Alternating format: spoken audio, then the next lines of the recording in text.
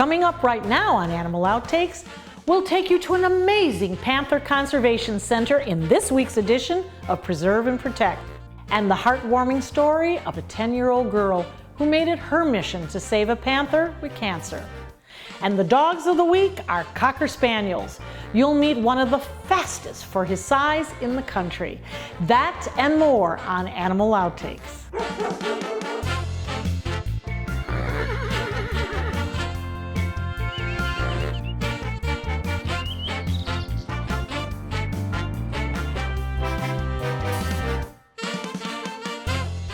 Hello, I'm Marcia Panucci.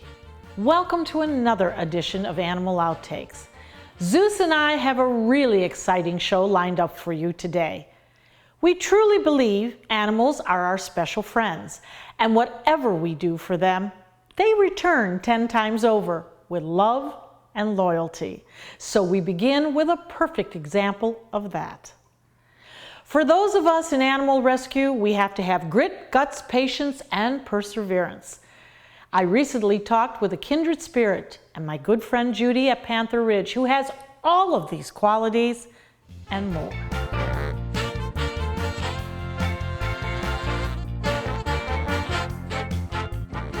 He can be totally resting out in the field. When he sees me coming, it's, oh, maybe Mom has something for me. I think I've wanted to do this since I was 3 years old. I've had a lifelong love of animals, and in the early 90s, it may have been a midlife crisis, but whatever it was, I went through all of the procedures to get a permit to have a small exotic cat as a personal pet. And I must say, in retrospect, for 99% of people on Earth, this is not a good idea. They are too labor-intensive, too time-intensive. Time, labor, and love, Judy persevered. And from that very first animal, her life would be forever changed. This is an unbelievable acrobat of a cat. I just have evolved into this extreme love of cats. And since I first started with my own cat, I have now, over these past 15, 20 years, been watching what's going on in the world, and I see that these cats are all in danger. So the thrust of Panther Ridge Conservation Center really is getting more into the conservation aspect of it and trying to, through our educational tours and whatever method we can, put out to the world that these are treasures that we can't lose.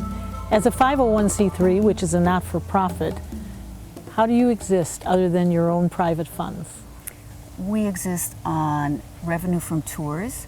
We do get some grants. We have a core group of supporters who will become grand benefactors of the cats, which really helps to support each individual one on a yearly basis. And we're getting into some grant writing. Big cats mean big expenses. And I wondered how much it cost in a year to keep a cat healthy and happy. Somewhere between $5,000 and $8,000, and I may be a little conservative on those numbers, because it's not only the food, the veterinary care, the supplements, all of the enrichment items that are used on a daily basis, but it's also maintenance, which is a huge part of taking care of our enclosures, making sure they're up to snuff and are first rate. We'd like to talk about the food because these cats need to eat. They certainly do. So what is their average diet? They usually eat a diet of beef, boneless, skinless turkey thigh. We throw a few chicken necks in for crunch, which also helps scale their teeth. They get vitamins, minerals, whole prey supplementation, so every cat will get size appropriate whole prey that comes frozen, and we distribute it every day to every cat. And then there are the occasional treats, like going to Publix and buying a carriage full of beef back rib bones, and that is unanimously everyone's favorite. That may be the case, but I can see that Judy is their favorite human. Oh, goodness, what's going on? They really know you.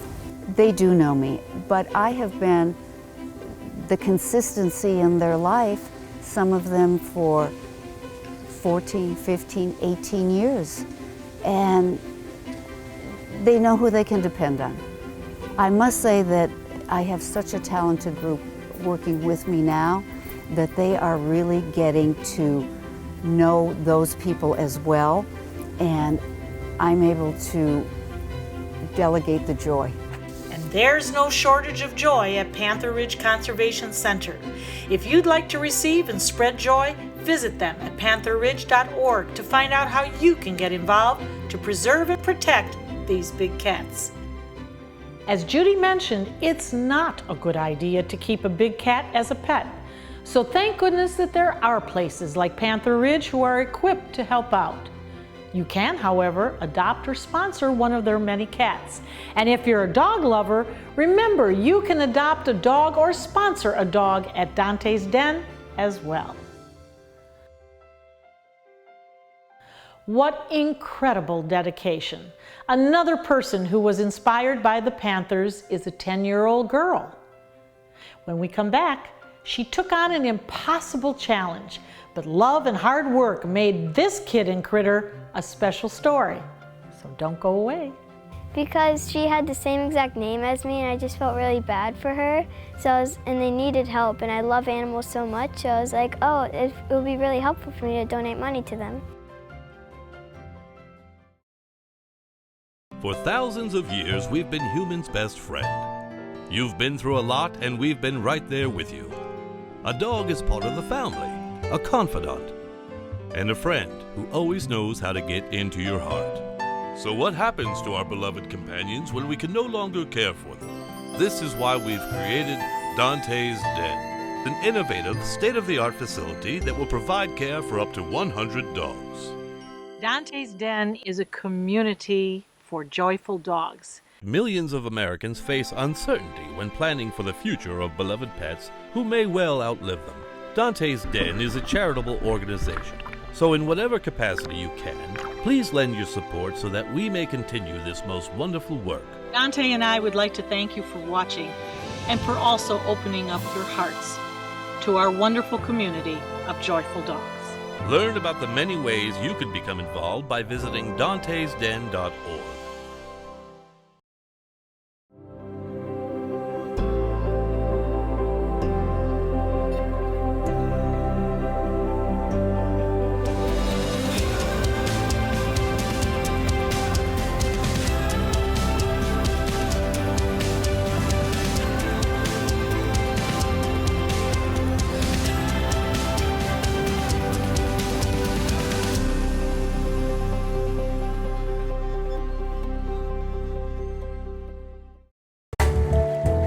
The crested caracara is listed in Florida as threatened.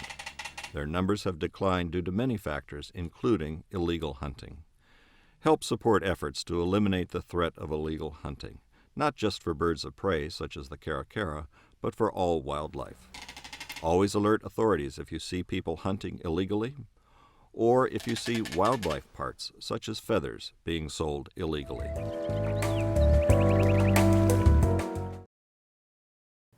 Welcome back. Our next story is about a medical challenge that is an inspiration. On today's Kids and Critters, we return to Panther Ridge to feature a very special girl with a big cause and a big heart to match.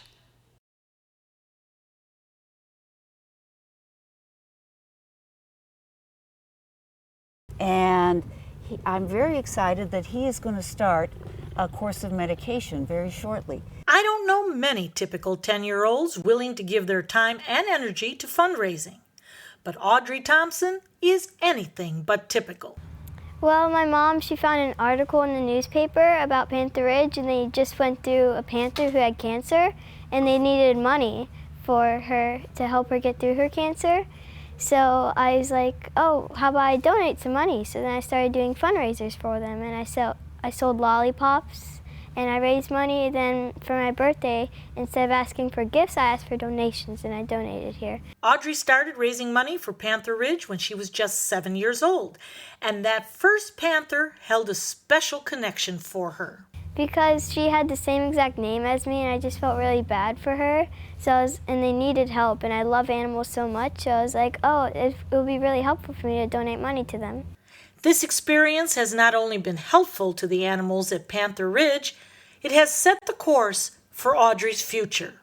Well, when I'm older, I want to own my own sanctuary like Miss Judy, and I want to have all types of animals there, and I want to take in ones that are hurt or sick and can't go back into the wild and help them out. You just never know how you might affect the life of a child, and Miss Judy has been quite an inspiration to Audrey. Well, she inspires me because she has all these animals and she takes care of them, and she shows me that one person can take care of all these animals and really make a difference. And there's no doubt in my mind that Audrey will continue to make her own mark in animal rescue. I'm going to try my best. That was really special. And our next story is about a very busy lady who spends her days in a newsroom, but she also finds time to care for her beloved dogs. Here's today's VI Pets.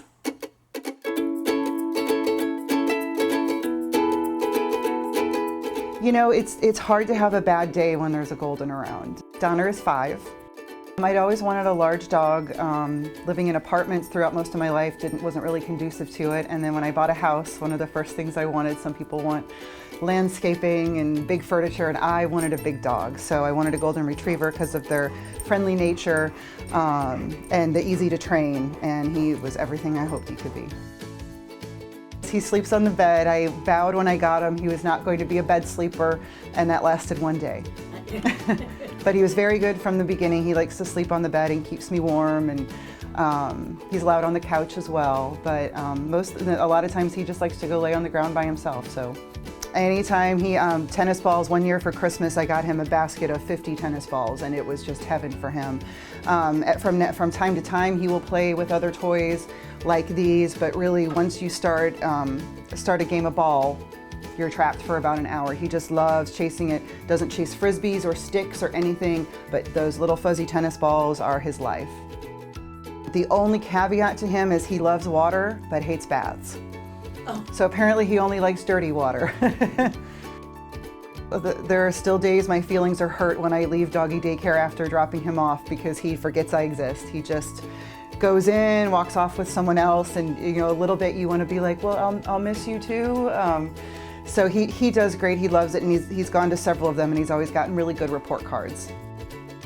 After working a long day and then working in the newsroom, you see people on their worst days, and you see a lot of tragedies and stuff, and it's hard to not take that home with you, but to go home and have a happy face greeting you, and if you've worked a long, stressful day like election night, I worked a 20-hour shift, it was just exhausting, but to come home and know and see that face there, it's good to know that there's someone that's always going to be happy to see you when you come home. What a truly happy family. We continue with the canine theme when we return. The beloved Cocker Spaniel, a popular breed, and as you will learn, a very agile and athletic breed as well. So stay tuned.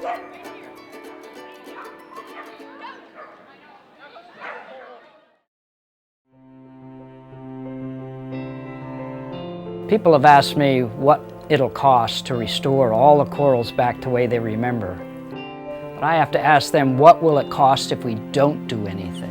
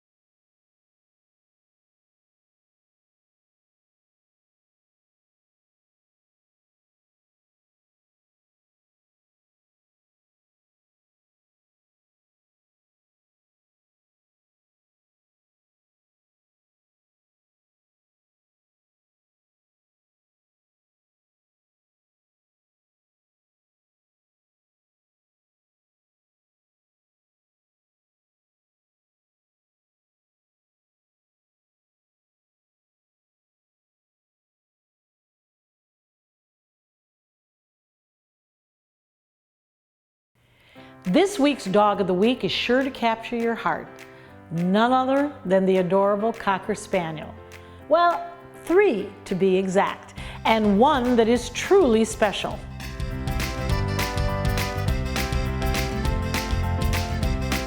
Susan, back in the 1950s, if you can remember, everybody was to have a beautiful house with a white picket fence, 2 children, and a Cocker Spaniel. That's right. Well, that's right. you have 3 of them now in the year 2017. Tell us about these beautiful dogs, these Cocker Spaniels. Well, they were originally bred as small hunting dogs, and the name comes from the woodcock, a small bird in England that they would hunt and they would flush and retrieve. And they became popular in America because they're a wonderful size, and they're compact, and they do have a lot of energy. They were bred to go all day in the field and hunt all day in the field and be a good companion as well. And so they do need a job. They like to have a job. So Susan keeps her Cockers very busy. Or maybe it's the other way around. Mine have me well trained, and so we do agility, and we drive them all over the place to travel and do fun things. And they're a lot of fun. They make me laugh every day. But there's a method to her madness. I think my very first puppy instructor with Jack, many years ago now, said a tired dog is a good dog. Yeah. And that's proven true. Cocker Spaniels are known for their loyalty, friendliness, and are very affectionate dogs. And Susan's 3 live up to their reputation. Well, you can see how wonderful, warm, and friendly and trusting they are, because I have Jack here, who is 15? 15 and a half. And Jack is unable to see at this moment, and he doesn't hear. But he's in my lap and he's just cuddling like crazy, and so he's very comfortable.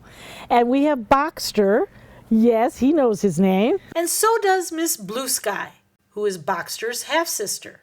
And she was a grand champion in the show ring, so we have pictures of her with a beautiful long coat. But her owner passed away, and so she came to us, and now we do agility with her. And so she's relatively new. We've had her 2 years, a little over 2 years, and she is just really coming into her own this summer. Cockers are snuggle bunnies that can make very good therapy dogs. But in Jack's case, the comfort has to come from his human caretaker. Now, you have a disabled dog here. Yes. And our kudos go to you because other people would throw up their arms. But he's too precious. He is. So what type of accommodations have you made for him so that he can continue to have a wonderful life with you and his brother and sister? We figured he would have the sense of smell and the sense of touch. So we have stairs everywhere at our house, and we use a different mat at the top of all the stairs and at the bottom. So the mats at the bottom are smooth, and the mats at the top have some texture to them. And he knows when he gets to the top or the bottom of the stairs, so he does all the stairs. And in the middle of the night, if I need to get downstairs quickly, it's nice to have that. Absolutely. He remembers the stairs. Yes. So let's make this the Dog of the Week, Owner of the Week. Paws up to Susan for taking such good care of all of her dogs, including Jack, who despite his challenges, continues to have a great quality of life. Cocker Spaniels are the smallest member of the group recognized by the American Kennel Club as the sporting dog family. And they've been recognized by the AKC for a very long time, since 1878. Be sure to come right back. You don't want to miss this week's Dr. Dog. Up next. Ear cleaning solution in the ear, and then you want to massage it. For thousands of years, we've been humans' best friend. You've been through a lot, and we've been right there with you. A dog is part of the family, a confidant, and a friend who always knows how to get into your heart. So what happens to our beloved companions when we can no longer care for them? This is why we've created Dante's Den, an innovative, state-of-the-art facility that will provide care for up to 100 dogs. Dante's Den is a community for joyful dogs. Millions of Americans face uncertainty when planning for the future of beloved pets who may well outlive them. Dante's Den is a charitable organization, so in whatever capacity you can, please lend your support so that we may continue this most wonderful work. Dante and I would like to thank you for watching and for also opening up your hearts to our wonderful community of joyful dogs. Learn about the many ways you could become involved by visiting dantesden.org. Over 90% of the seafood that is coming in to this country is raised in areas of the world that don't have the highest standards. And so our approaches are aimed for two things. One is to help feed the world. The second is to do it in an environmentally friendly and sustainable way.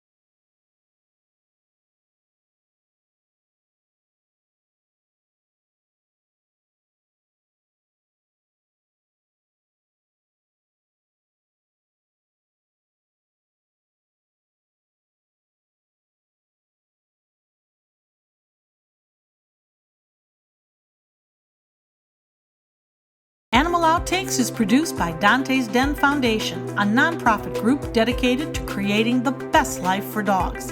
If you would like to learn more about Dante's Den, donate, or volunteer, visit our website, dantesden.org.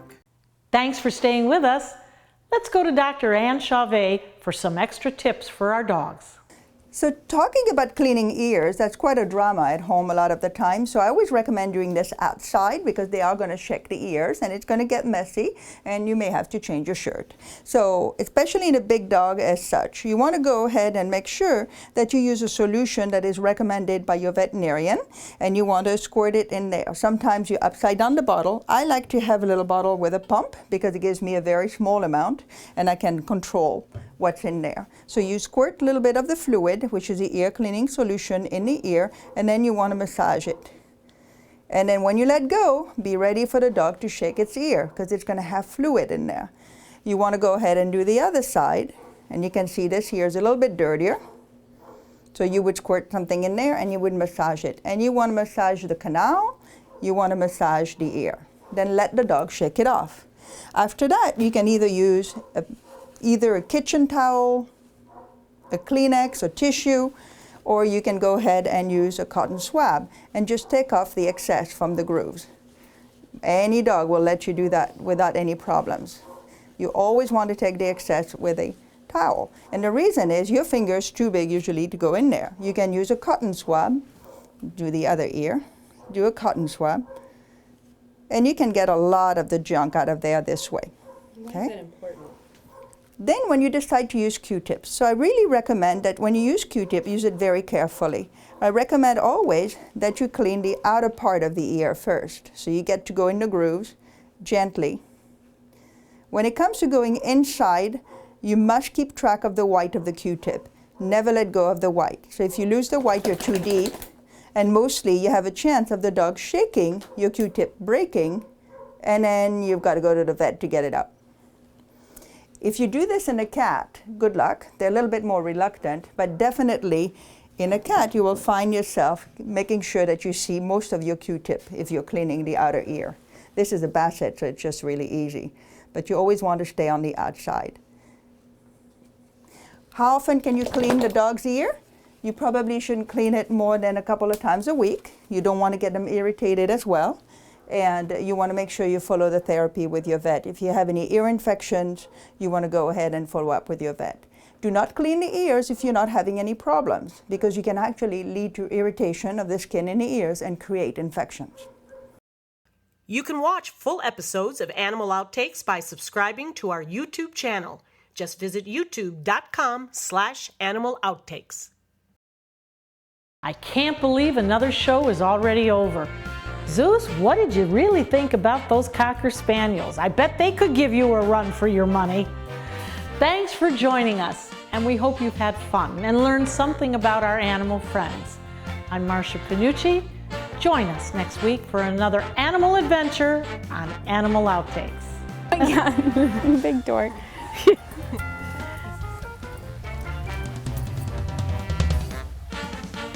That's what they're all about, is play. Oh yeah. But you know, it's like they're practicing for their hunting skills in the wild. They always go for that neck and the face. She's such a better wrestler than he is. Looks like she's a little more agile than he is. Extremely. She's very smooth and Yes, She is. Yeah. And she uses her tail, if you pay attention, to kind of flip her body. You're smooth.